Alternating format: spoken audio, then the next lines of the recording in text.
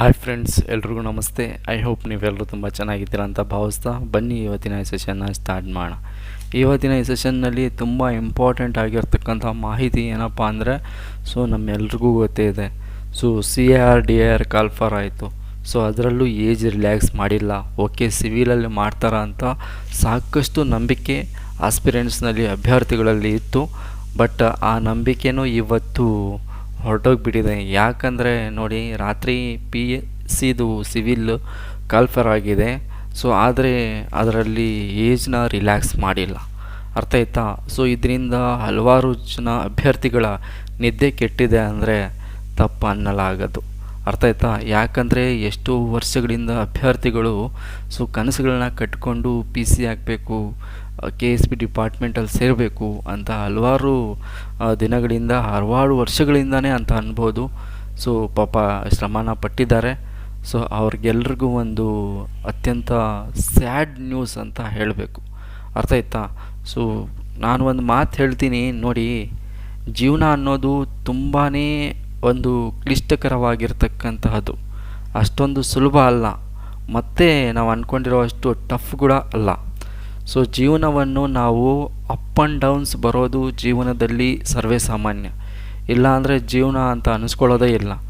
ಮನುಷ್ಯನಿಗೆ ಬರುತ್ತೆ ಸಮಸ್ಯೆಗಳು, ಅರ್ಥ ಆಯ್ತಾ? ಪ್ರಾಣಿಗಳಿಗೆ ಬರಲ್ಲ. ಈ ಸಮಸ್ಯೆಗಳನ್ನ ನಾವು ಹೇಗೆ ಬಗೆಹರಿಸ್ಕೋಬೇಕಂತ ನಮಗೆ ಮಾತ್ರ ಗೊತ್ತಿರುತ್ತೆ. ಅದನ್ನು ನಾವು ಪ್ರಯತ್ನ ಪಟ್ಟಿದ್ದೀರಾ, ಇಲ್ಲ ಅಂತ ಹೇಳ್ತಲ್ಲ, ತುಂಬಾ ಪ್ರಯತ್ನ ಪಟ್ಟಿದ್ದೀರಾ. ನನಗೆ ಗೊತ್ತಿರೋ ಪ್ರಕಾರ 2-3 ವರ್ಷಗಳಿಂದನೇ ತುಂಬ ಪ್ರಯತ್ನಗಳನ್ನ ಪಟ್ಟಿದ್ದೀರ.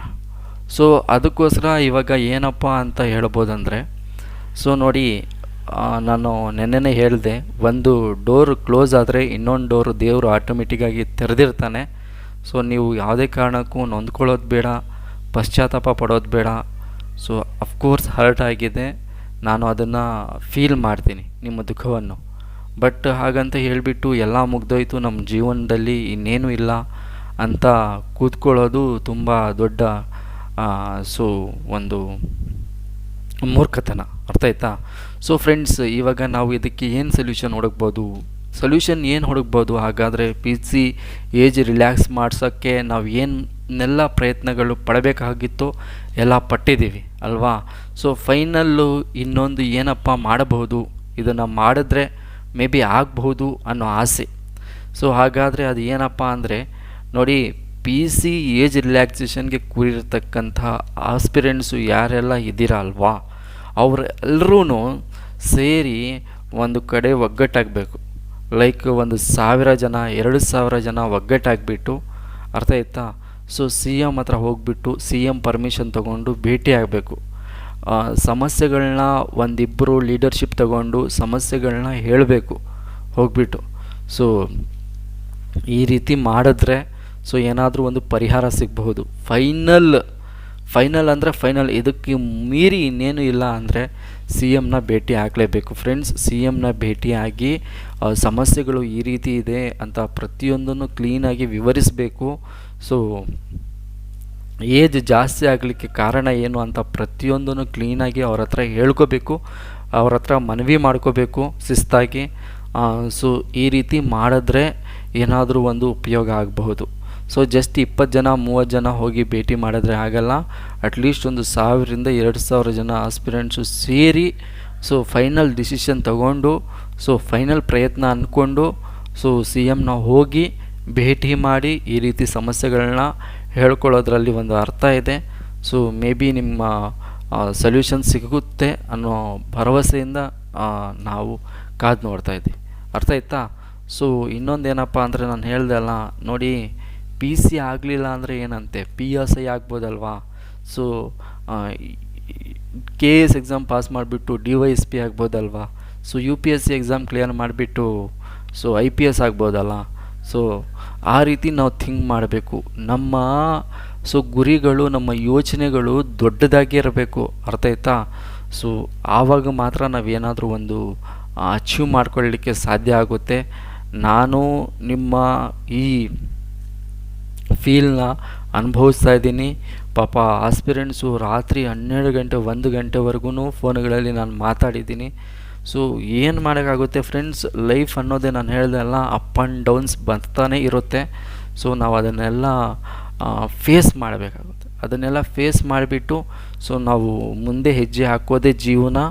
ಸೊ ವಿತೌಟ್ ಕಷ್ಟ, ವಿತೌಟ್ ಸುಖ, ಅದೇ ಅಪ್ ಆ್ಯಂಡ್ ಡೌನ್ಸು ಜೀವನನೇ ಅಂತ ಅನ್ಸ್ಕೊಳ್ಳಲ್ಲ. ಅರ್ಥ ಆಯ್ತಾ? ಸಮಸ್ಯೆ ಬಂದಿದೆ, ಅದಕ್ಕೆ ನಾವೊಂದು ಪರಿಹಾರ ಕಂಡುಕೋಬೇಕು. ಆ ಪರಿಹಾರವನ್ನು ಕಂಡುಕೊಳ್ಳಿಕ್ಕೆ ಬೇಕಾಗಿರ್ತಕ್ಕಂಥ ಆಯಾಮಗಳನ್ನೆಲ್ಲ ನಾವು ಉಪಯೋಗ ಮಾಡಿದ್ದೀವಿ. ಸೊ ಎಲ್ಲ ಶಿಸ್ತುಬದ್ಧಾಗಿ.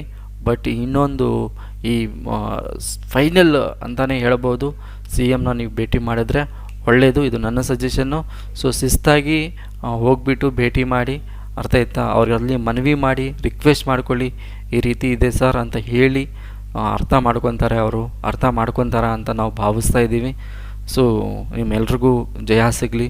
ಯಾರೆಲ್ಲ ಇವತ್ತು ಕೋವಿಡ್ ಕಾರಣದಿಂದ, ಹಲವಾರು ಕಾರಣಗಳಿಂದ ಏಜನ್ನು ಕಳ್ಕೊಂಡು ಇದ್ರ ಈ ಹುದ್ದೆಯಿಂದ ದೂರ ಸರಿತಾ ಇದ್ದೀರಲ್ಲ, ಅವ್ರಿಗೆಲ್ರಿಗೂ ಒಂದು ಸೊ ನಾನು ಇಷ್ಟೇ ಹೇಳಕ್ಕೆ ಬಯಸ್ತೀನಿ ಫ್ರೆಂಡ್ಸ್, ನೀವು ಜಾಸ್ತಿ ತಲೆ ಕೆಡ್ಸ್ಕೊಳಕ್ಕೆ ಹೋಗಬೇಡಿ. ಹೋಗಿಬಿಟ್ಟು ಮಾತಾಡಿ, ಮೇ ಬಿ ನಿಮಗೆ ಒಂದು ಪಾಸಿಟಿವ್ ರಿಸಲ್ಟ್ಸ್ ಬರಬಹುದು, ಅರ್ಥ ಆಯ್ತಾ ಅಂತ ನಾನು ಭಾವಿಸ್ತಾ. ಸೊ ನೀವು ನನಗೆ ನಿಜವಾಗ್ಲೂ ಒಂಥರ ತುಂಬಾ ಬೇಜಾರಾಗ್ತಿದೆ. ಸೊ ನಾನೇನು ಹೇಳಬೇಕು ಅರ್ಥ ಆಗ್ತಿಲ್ಲ. ಇದು ನನ್ನ ಮೈಂಡಲ್ಲಿ ಹೊಳೀತು. ಸೊ ಇದನ್ನು ನೀವು ಮಾಡಿದ್ರೆ ಮೇ ಬಿ ನಿಮಗೆ ಒಂದು ಸೊಲ್ಯೂಷನ್ ಸಿಗ್ಬಹುದು ಅಂತ ನಾನು ಭಾವಿಸ್ತೀನಿ.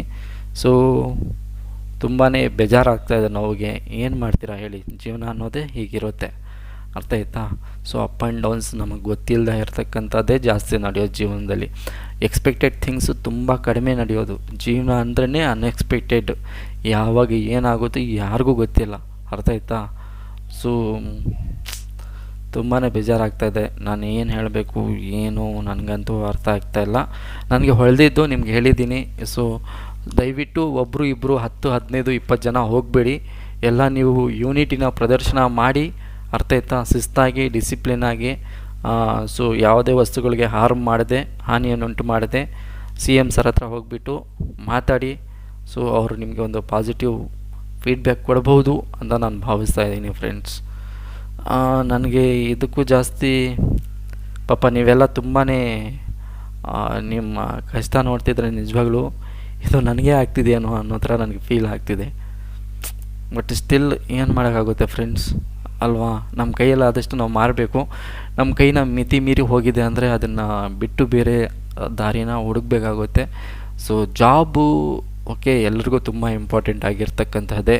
ಕೆಲವ್ರಿಗೆ ಸೊ ಫೈನಾನ್ಷಿಯಲ್ ಪ್ರಾಬ್ಲಮ್ಸ್ನ ನೀಗಿಸ್ಕೊಳ್ಳೋಕ್ಕಾದರೆ, ಕೆಲವ್ರಿಗೆ ಅದೊಂದು ಗುರಿಯಾಗಿರುತ್ತೆ, ಅದೇ ಜೀವನ ಅಂತ ಫೀಲ್ ಮಾಡಿರ್ತೀರ. ಯೂನಿಫಾರ್ಮ್ ಜೊತೆ ಒಂದು ಸೊ ಅದು ಇದುವರೆಗೂ ಸಿಕ್ಕಿಲ್ಲ ಅಲ್ಲ ಅಂತ ನೋವಲ್ಲಿರ್ತೀರ. ಮತ್ತು ಅದ್ರ ಜೊತೆ ಒಂದು ಒಡನಾಟ, ಒಂದು ಫೀಲಿಂಗ್ಸ್, ಎಮೋಷನ್ಸ್ ಇಟ್ಕೊಂಡಿರ್ತೀರ. ಯಾಕಂದರೆ ಸೊ ನನಗೆ ಗೊತ್ತಿದೆ ಆ ಕಷ್ಟ, ಆ ಫೀಲಿಂಗ್ಸ್, ಎಮೋಷನ್ಸ್, ಅರ್ಥ ಆಯ್ತಾ? ಸೊ ಅದಕ್ಕೆ ನಾನು ಹೇಳ್ತಾ ಇದ್ದೀನಿ ನಿಮಗೆ. ಏನಿಲ್ಲ ಫ್ರೆಂಡ್ಸ್, ಸಿಂಪಲ್ಲಾಗಿ ನಾನು ಮತ್ತೆ ಹೇಳ್ತಾ ಇದ್ದೀನಿ, ಸಿ ಎಮ್ ಸರ್ನ ಭೇಟಿ ಮಾಡಿ ರಿಕ್ವೆಸ್ಟ್ ಮಾಡ್ಕೊಳ್ಳಿ, ಆದಷ್ಟು ರಿಕ್ವೆಸ್ಟ್ ಮಾಡಿ. ಸೊ ನೋಡಿ, ಮ್ಯಾಕ್ಸಿಮಮ್ ಟ್ರೈ ಮಾಡಿ. ಓಕೆ, ಏನಾಗುತ್ತೆ ಅಂತ ನೋಡೋಣ. ಸೊ ಮೀಟ್ ಆಗೋಣ ನೆಕ್ಸ್ಟ್ ಸೆಷನಲ್ಲಿ. ಅಲ್ಲಿವರೆಗೂ ಟೇಕ್ ಕೇರ್ ಫ್ರೆಂಡ್ಸ್.